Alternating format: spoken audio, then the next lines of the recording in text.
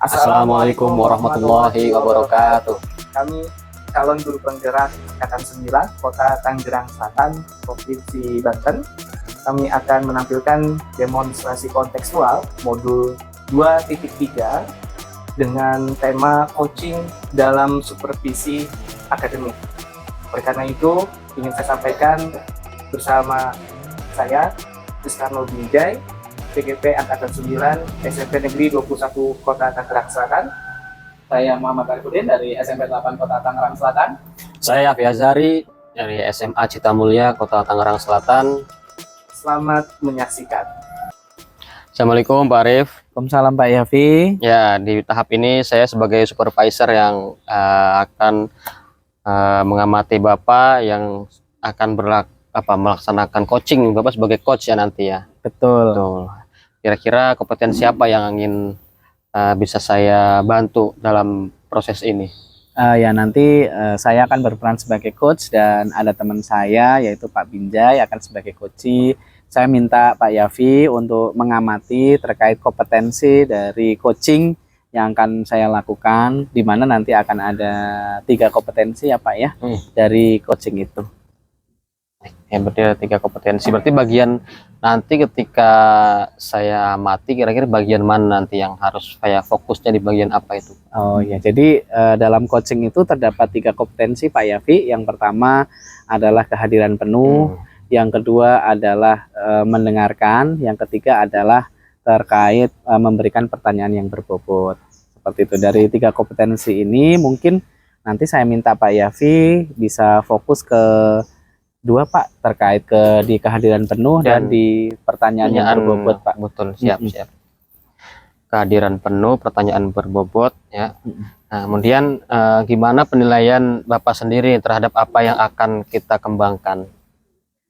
Ya nanti mungkin yang akan saya kembangkan nih Pak, terkait satu pemantiknya seperti apa sehingga saya bisa memunculkan sesuatu pertanyaan yang berbobot sehingga bisa memantik coach saya untuk lebih terbuka dan lebih bisa mengembangkan ide-ide yang dia keluarkan Pak. Siap ya, mudah-mudahan nanti berjalan lancar Pak Arif. Kira-kira nanti ada harapan khusus gak untuk proses observasi yang akan kita laksanakan ini? Oh, tentu sekali Pak. Saya ada harapan khusus Pak dari praktek coaching ini nantinya. Yang saya harapkan satu, coach saya satu Pak bisa mengembangkan kompetensi yang dia punya, bakat dan minat yang dia miliki, serta apapun sumber daya yang ada pada dirinya untuk dapat dia kembangkan sehingga dapat menyelesaikan permasalahan yang dia hadapi. Itu sih Pak harapan saya. Baik, amin. Mudah-mudahan berjalan lancar. Kalau gitu kita langsung saja ya kita panggil melaksanakan proses observasi ini, mudah-mudahan berjalan dengan lancar. Amin. Siap Pak ya. Terima kasih. Sama-sama. Tidak apa-apa ya. Siap, silakan Pak Arif. Oke, baik-baik Pak Binjai. Kira-kira ada apa gerangan Pak Binjai? Iya, terima kasih Pak Arif dan juga Pak Yafi dalam kegiatan coaching ini. Saya akan menyampaikan berkaitan dengan suasana atau aktivitas kebersihan yang ada di sekolah saya, Pak Arif. Jadi terkait dengan budaya bersih, Pak, budaya bersih di sekolah. Oh iya, jadi terkait budaya bersih ya Pak Binjai ya. Nah memang budaya bersih di sekolah Bapak seperti apa nih Pak yang sudah berjalan nih Pak Binjai? Iya, yang pertama mungkin dari yang sudah ada di lingkup sekolah saya, salah satunya adalah belum adanya kebiasaan atau habit di dalam lingkup sekolah, khususnya siswa maupun siswi yang peserta didik dalam hal kebiasaan untuk menjaga kebersihan dalam hal membuang sampah, seperti itu Pak Arif. Oh, berarti berkaitan dengan tidak ada habit membuang sampah itu ya Pak Binjai? Iya, kesadaran secara pribadi.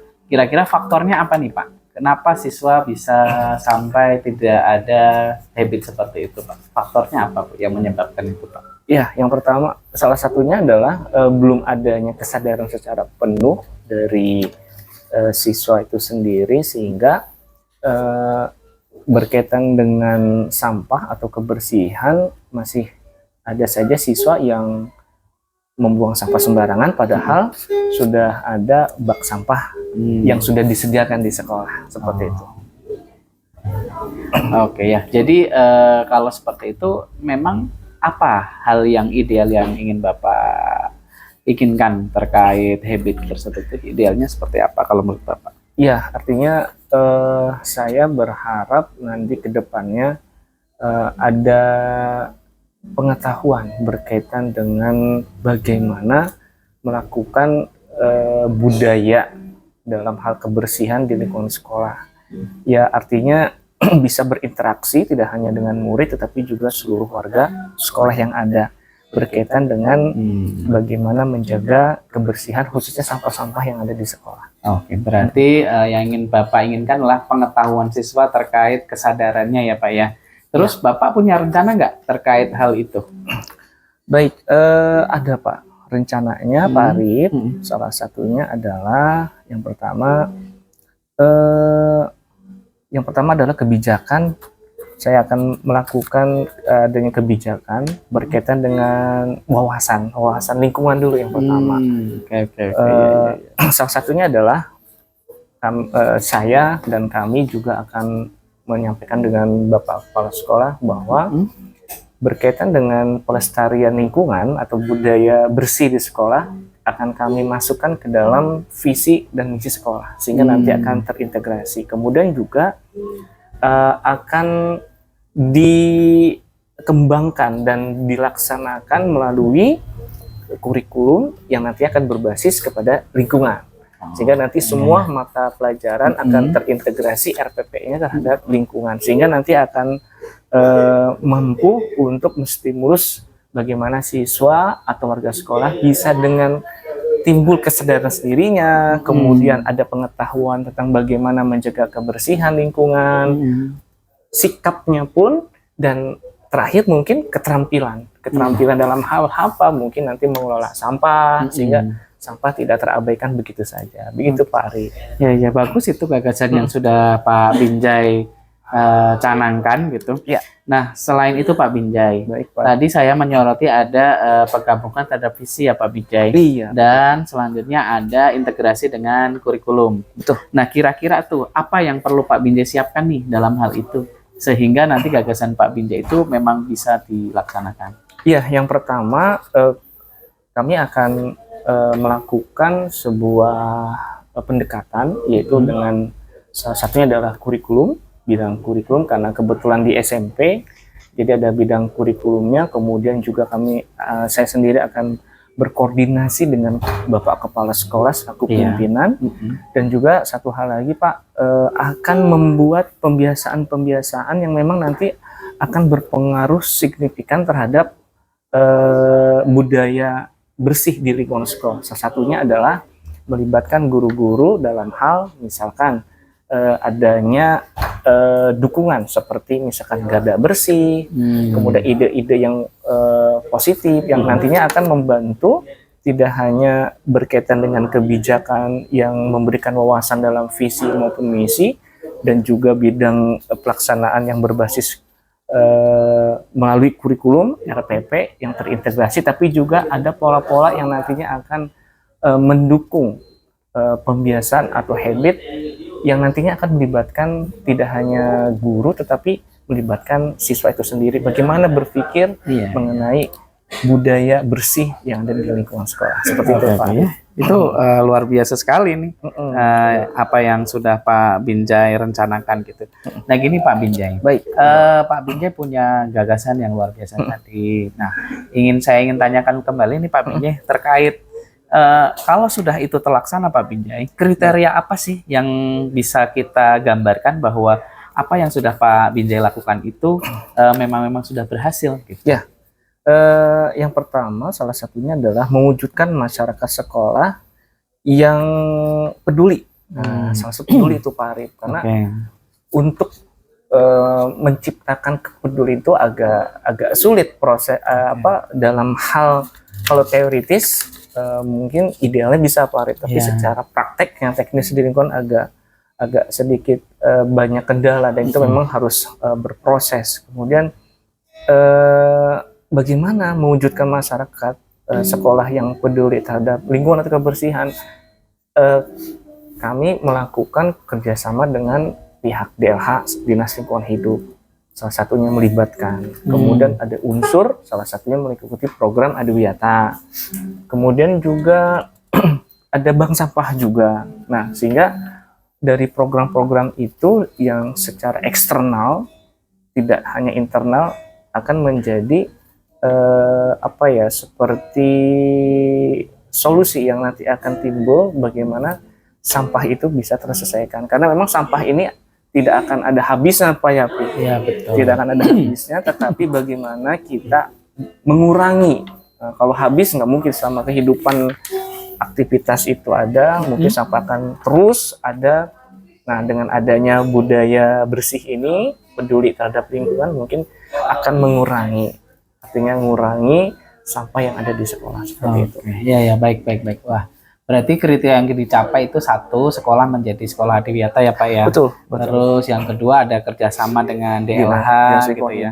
Nah, berarti tadi yang Bapak sampaikan berarti sifatnya juga tidak bersifat internal dari sekolah saja. Betul. Berarti sifatnya eksternal ini ya. Betul. Nah, ingin saya tanyakan nih Pak, kira-kira selanjutnya dukungan apa nih yang Bapak butuhkan nih dari pihak-pihak mana saja tuh supaya kriteria yang tadi itu bisa terwujud Pak?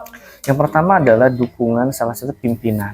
Yang pertama adalah pimpinan, betul. kepala sekolah, karena bagaimanapun beliau adalah manajerial yang nantinya akan bisa mempengaruhi di bawahnya. Kemudian juga karena di sekolah itu kita ada wakil, nah, karena yang pertama adalah yang kita pegang adalah bidang kesiswaan, kemudian kurikulum. Kesiswaan itu terkait dengan apa aktivitas siswa yang nanti bagaimana presentasinya untuk bisa ikut serta di dalam program menerapkan budaya bersih di sekolah atau pelestarian lingkungan.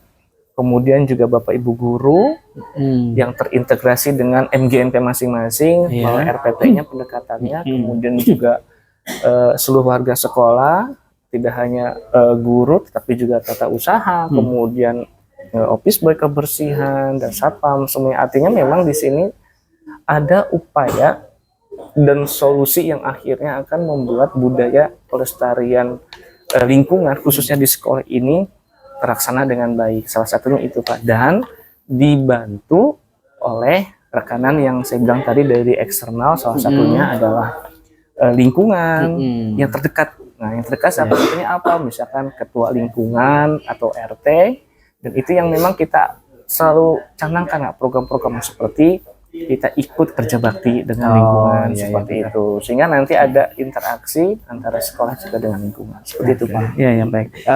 Baik, luar biasa itu. Jadi dukungannya meliputi seluruh stakeholder yang ada di sekolah, Betul, warga sekolah, dan juga melibatkan warga setempat juga ya Pak. Wah, luar biasa itu Pak Binjai. Nah gini Pak Binjai, program itu bisa terlaksana dengan baik. Apa yang Pak Binjai canangkan, tentunya kan harus ada satu Pak kepastian tuh. Nah, yang ingin saya tanyakan artinya bagaimana nih kepastian program yang dicanangkan itu bisa berjalan atau tidak? Kepastiannya bagaimana tuh? Ya, yang pertama adalah saya selalu berkomunikasi dengan pimpinan, karena tidak bisa terlepas dari pimpinan, karena memang bagaimanapun juga teman-teman sejawat pun akan ikut program. Yang pertama Pak, yang dilakukan sebagai komitmen gitu, agar program-program ini tetap berjalan, mengalir, kemudian tidak menjadi paksaan, dan menjadi habit atau pembiasaan yang menjadi kesadaran yang tidak ada paksaan sama sekali. Salah satunya adalah yang pertama di dalam penugasan. Nah, jadi nanti ada kepanitiaan yang nantinya surat tugas itu yang diberikan, salah satunya adalah mengikuti program Adiwiyata seperti itu. Jadi karena Adiwiyata ini berkesinambungan secara holistik, jadi bagaimanapun juga program ini bukan hanya sebatas program yang dijalankan sesudah ketika sudah terlaksana selesai, tapi akan berkelanjutan. Karena bagaimanapun juga bahwa program ini sebenarnya menjadi kebiasaan kita sehari-hari, Pak.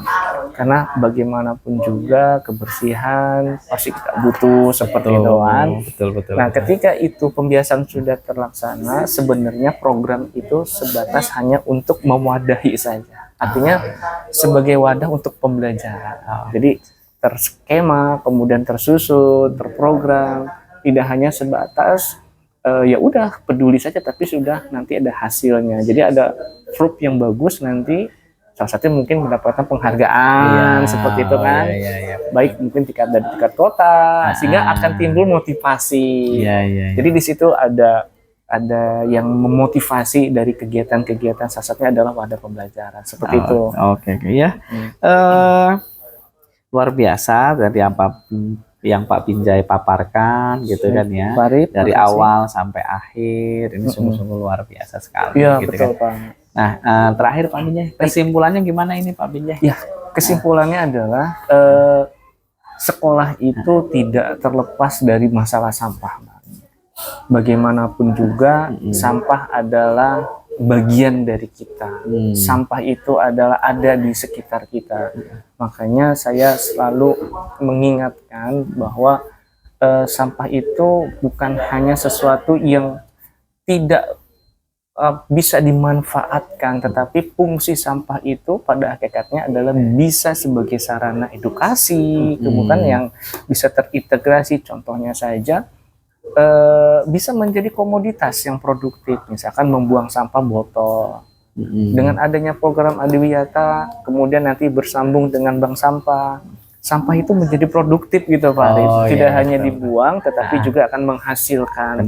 Dan itu akan kembali lagi ke siswa. Kemudian juga apalagi misalkan adanya komposter yang akan membantu. Kemudian aja dengan Adiwiyata ada program toga, gitu kan, tanaman obat. Nah itu akan bisa digunakan seperti dibuat jamu-jamuan. Artinya semua yang menjadi kesimpulan ini adalah bagaimana kita mewujudkan masyarakat sekolah yang peduli terhadap lingkungan, baik lingkungan sekolah maupun dengan lingkungan sekitar. Apa yang menjadi tujuan? Salah satunya adalah kesadaran, tanpa adanya keterpaksaan.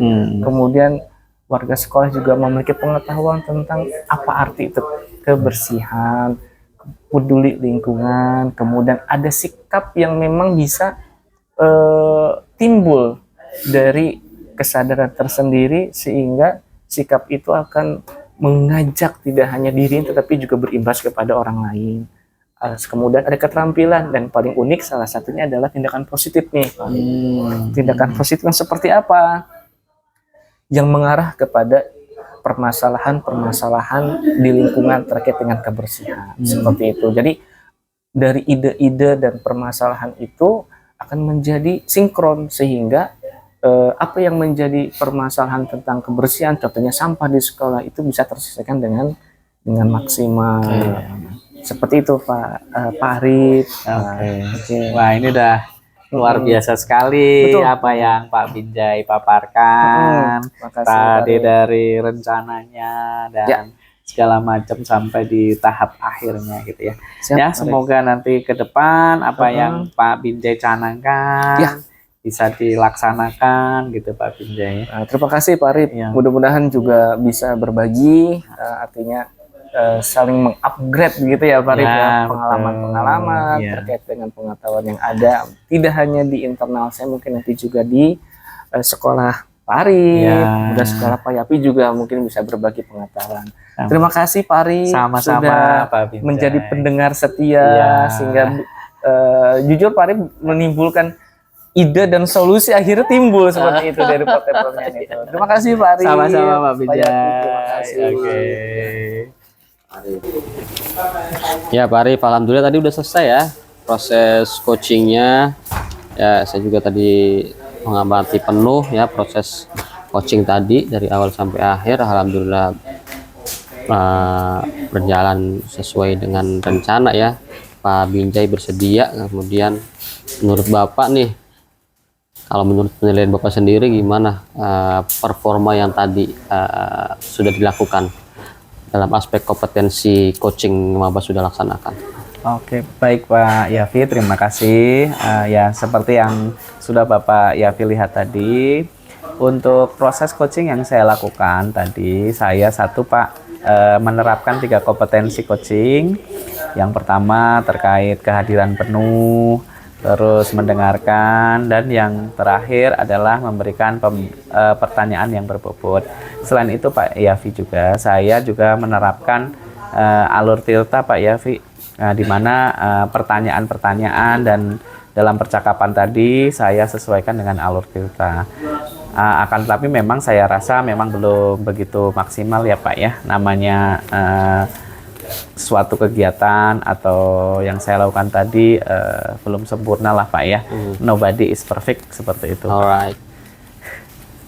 Ya, baik, boleh saya menyampaikan hasil pengamatan baik, saya Pak Arif ya. Baik, Ya, baik, tadi Pak yang Yafi. tadi saya amati sih, alhamdulillah sesuai dengan harapan ya, sebagian Iya. besar gitu kan, proses yang tadi pertanyaan berbobot sampai dengan apa namanya, kehadiran penuh. Saya bisa lihat Bapak posisinya memang benar-benar mengamati betul jawaban-jawabannya disampaikan oleh Pak Binjai gitu kan. Iya.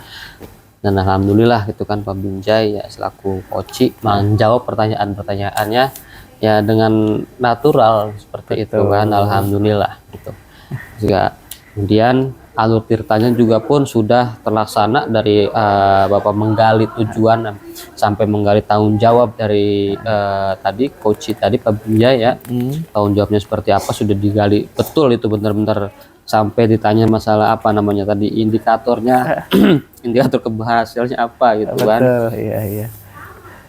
Dan akhirnya dijawab oleh Pak Koci terkait indikator atau kriteria keberhasilan tentang rencana yang akan dilaksanakan terkait masalah kebersihan tadi Pak ya. Iya, betul. Seperti itu.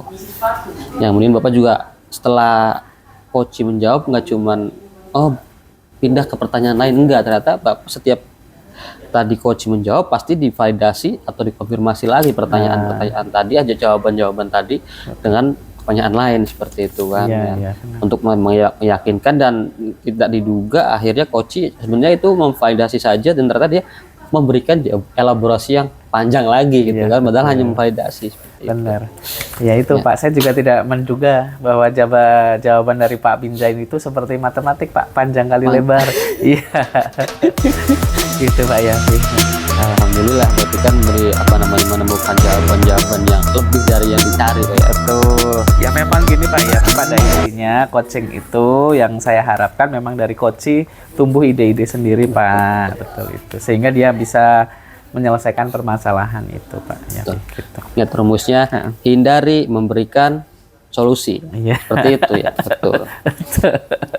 Ya, baik Pak Arif, dari saya mudah-mudahan hal yang tadi sudah terlaksana dengan baik bisa diterapkan ke pribadi-pribadi orang lain gitu kan, selain Pak Binjai yang tadi seperti menjadi coach ya. Iya, betul. Mudah-mudahan sih dan alur Tirta ini kita bisa terapkan ke semua orang gitu kan. Iya, baik Pak.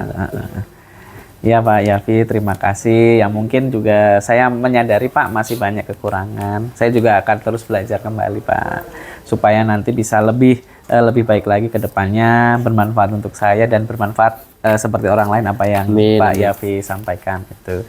Oke. Sekali lagi terima kasih Pak Yafi atas supervisornya dan masukan yang luar biasa untuk saya. Gitu. Terima kasih Pak Yafi. Oke, batas selanjutnya satu lagi Pak Arif. Apa ya Pak? Kelewat. Rencana tindak lanjutnya. Oh ya maaf. Apa, Terkait. ini kan tadi kan ya setelah coaching ada tindak lanjut apa yang akan dilaksanakan. Oh iya. Oh ya, terkait tindak lanjut nih Pak Yafi, mungkin langsung saya akan terapkan Pak di sekolah saya kepada teman-teman saya. Langsung saya aplikasikan ke mereka. Jujur Pak, setiap manusia itu pasti punya permasalahan. Ya, namanya hidup kan Pak ya, nggak ada yang tak luput dari permasalahan. Nah, ada beberapa sih yang sering datang ke saya Pak. Nah, mungkin langsung saya terapkan ini Pak. Langsung ke mereka, mudah-mudahan membantu mereka Pak. Amin. Itu luar biasa sekali Pak Arif berarti ya.